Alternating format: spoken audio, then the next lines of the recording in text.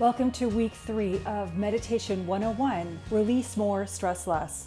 We're going to take a look at how to regulate our emotional states so that we can begin to let a lot of things that are not serving us go, so we can lighten up and live each day with being in charge, not trying to have control, but at least to turn into the present moment where our power is, so that we could choose the state and react differently, so that we are letting go of control and being in charge. Having that ability to move away from the fear and the what is and the judgments into a more creative flow of resolution-oriented connections. So here are some of the things that we want to take a look at. There are some internal dialogues and some hidden scenarios that may be playing out that you or someone you know might be having these situations. So think about the internal dialogue where people say, there isn't enough time. There's too much on my plate. I wish there was more hours in a day, or I'm overwhelmed, or how could I possibly do anything now? How can I add anything to my plate with the already piling up activities? Because we overwhelm, we amplify the likelihood of anything happening. We take away our ability to feel like we're in control, and we feel very sinking, and it's a weak feeling. It's a hopelessness feeling, and we can't see a clear, empowered way out of it, so we become stressed. One of the scenarios is that you have booked plans with friends or you're hanging out with people, but you realize that you can't relax and enjoy the moment. Even though normally these things would be fun and you would really, they warm your heart, and you said yes in the first place because you knew it would be good for you. But you feel like you want to be an introvert and compartmentalize your life because you have too much to do, because you're coming from a logic. You've shut down your heart, and now you're not actually feeling through your life and discerning the things that are really good and valuable. And the connections in life are important, but yet we sometimes compartmentalize and become an invert because we think it's going to take more of our energy away that we need.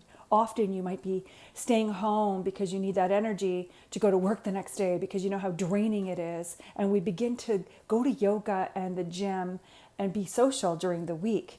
And we know that to live life is to not wait until the weekend or wait till one vacation a year when we retire to start living our life and having joy. These scenarios might be really cutting into our ability to live each moment with peace, ease, and joy. Another scenario might be that in the not being busy, that you're being judged as not being worthy enough or important enough, or it's a belief that it is all about quantity in life rather than quality. So if you're sitting on the couch after work watching a movie and you see other people going to the gym and doing all sorts of things, you might have a sense of guilt that you aren't doing enough to be worthy or be important enough. And so these hidden scenarios might make you feel guilty and ashamed. Because also, notice when you are greeting people or saying hello, and you're focusing on, oh, I'm so busy, I've got this going on. And you respond. Notice how you respond, because it's the perception of how our life is showing up. Yes, we've got a lot going on, and it's a very busy society. There's a lot of media and a lot of things that are pulling our attention in 10 different directions. But it's our perception and where we ground ourselves and having control over where we're focusing on and letting go of the things we don't have control over. And we can really change these scenarios. Watch the inner dialogue. Because if we're saying that we're surviving, we are literally saying underneath it, the root feeling is that we're sinking, we're not surviving, we are failing, we are in our demise, we are actually activating a very weak and disempowering emotion, when really what we could be saying to shift that and bring our power back is simply the words, I'm resourceful. When we affirm that we're resourceful, we now feel abundant. We don't feel scarce and limited. We have a limited amount of support and ideas, and we feel resourceful. At any moment, we can handle that. Another scenario might be that you have lost a sense of humor. You're not feeling very fun. And when life gets really busy, you have a sense of urgency. You're not patient. And when you're having conversations with other people, you might be saying into your mind, oh, I wish they would hurry up and get to the point. So if these types of scenarios are playing out in your life, there are a way out. So one of the things is notice that impatience is saying again that in this moment that if I'm not urgently pushing and rushing, because we're projecting our emotions and our beliefs onto the others when we're interacting. So we could become abrasive, short, and curt, all those things that, and we lose our sense of humor rather than just being an open listener, having an openness in your heart in the present moment, maybe even asking in a polite, compassionate way by saying, excuse me, can I just reiterate what you're trying to say? Is this what you mean? And it gets them to be more focused. It allows them to stop and to pull into a concise way of articulating what their needs are so you can move on. There are so many different ways to interact and to create that space for more ease, flow, and peace in your life, but also in how you are engaging with other people. So how we could tap into that wisdom is by being in the present moment. When you notice how when you're doing action steps, when you're in the task oriented instead of the being, you're thinking about what you have to do next. You're thinking about the list of things that you've got to get done over the course of the day.